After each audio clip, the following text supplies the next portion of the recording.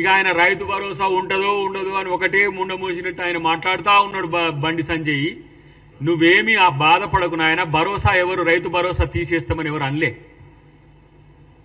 మీకు చేతనైతే ఆ మోడీ గారి కాడ పోయి కూర్చొని ఏమన్నా ఉంటే సాధించుకొని రండి. కనీసం విభజన చట్టంలోని అంశాలనన్నా సాధించుకొని రండి. 11 సంవత్సరాల మీ పరిపాలనలో ఇలా మీకు 8 ఎంపీలు ఇచ్చిండ్రు, 8 ఎమ్మెల్యేలు ఇచ్చిండ్రు, మిమ్మల్ని ఇద్దరిని మంత్రులుగా కూడా ఇక్కడ ఎలగబెట్టమని పంపించిండ్రు. మీరు ఏం చేస్తుండ్రు?